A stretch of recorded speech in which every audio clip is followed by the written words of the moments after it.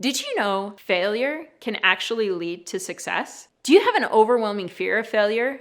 Does this fear keep you from living your dreams, trying new things, and being the best version of yourself? See, we all have fears. Fears, just like anything else in our life, serve us when it is healthy and balanced and can keep us stuck if unbalanced. Fears are not something you just make up. It is a response from our brain and nervous system to keep us safe. So the question is the way fear is showing up in your life serving and supporting you, or is fear in control, keeping you feeling stifled, stuck, or suffocating? This is not a question anyone can answer but you.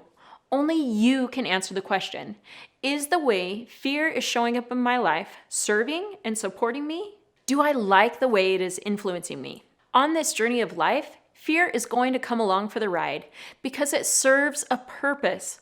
But what we don't want to do is let fear get in the driver's seat and dictate where we are going and how we're going to get there. If fear is currently in the driver's seat in your life, we need to get it back in its proper place as a passenger, or even in the trunk.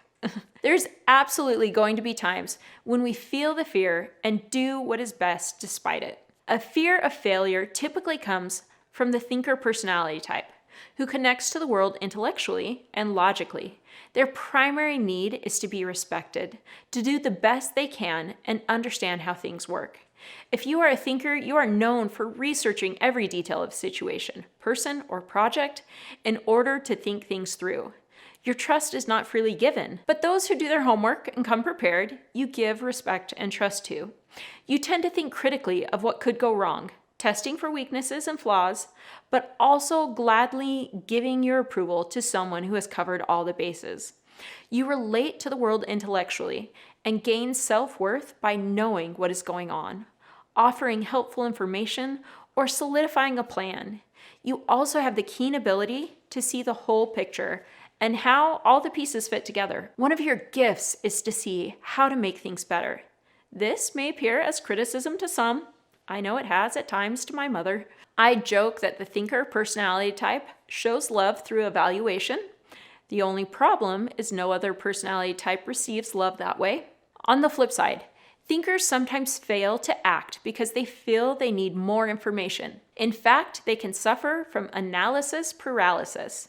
They may struggle to connect with people on an emotional level. They may show less empathy than others.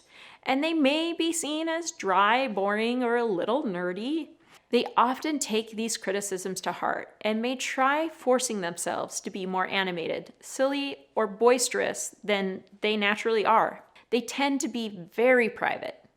Thinkers have a need to be respected for their thoughtful, intellectual nature. They appreciate when others connect with them on topics of interest. If you ever need to offer correction and feedback, take them aside privately. They will feel especially humiliated by public correction or take it as a challenge. It's important to praise thinkers for seeing how things fit together, for making connections and saving your bacon when they see flaws in your plans. Honor their serious nature and see it as a plus. If you are a thinker, all of these things are important to you, and it is also what you tend to tie your self-worth to and value. You earn your value by being right, being successful, and knowing the answers. But what happens when you don't know the answers? You're wrong or you fail. Your worth disappears. The truth is, you don't need to go searching for your worth, proving your worth, or earning it. It was with you all along.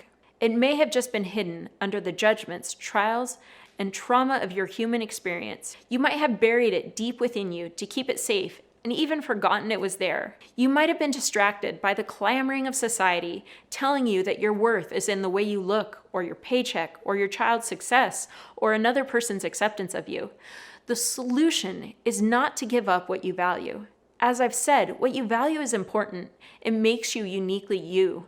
The solution is to separate your self-worth as a person from what you value and to recognize your innate worth.